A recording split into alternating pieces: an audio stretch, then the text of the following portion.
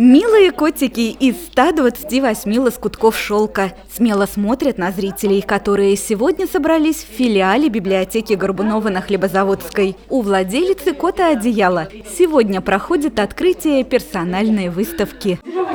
Спасибо, спасибо, спасибо. Людмила Фищенкова демонстрирует свои умения в области лоскутного шитья. Им она занимается более 25 лет. Авторские одеяла она шьет до 2-метровых размеров. Есть и коврики, как эта рыбка, и панно. Черный кот выполнен в особой технике. Синель из любимой ткани – сатина.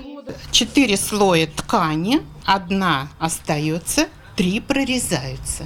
Потом мы опускаем в воду, теребим, щеточкой вот так вот начесываем, и получается вот такая вот картинка, как бархат получается. В библиотеке организована специальная подвесная система, которую помог установить постоянный читатель Роман Ковалевский. Так что теперь можно экспозиции менять часто. Такая мягкая выставка представлена впервые. Клуб исцеления, участницей которого является Людмила Константиновна, работает в городе 20 лет. Рукодельницы занимаются любимым делом раз в неделю, по вторникам. Я обращаюсь ко всем женщинам этого клуба, ко всем мастерицам нашего города. Если вы имеете какие-то работы по вышивке, либо по бисеру, либо вы пишете картины, пожалуйста, обращайтесь в нашу библиотеку, мы с удовольствием разместим ваши работы. Читателей в библиотеке на Фубрах более 1500, и все они имеют возможность полюбоваться новыми выставками. В сентябре всех приглашают на фантазии из бисера Оксаны Феоктистовой, а в октябре добро пожаловать всем ценителям кошек. Выставка Валентины Фокиной «Усы, лапы, хвост» будет посвящена Дню защиты животных. Анна Пыльцина, Сергей Денисов, ИТВ.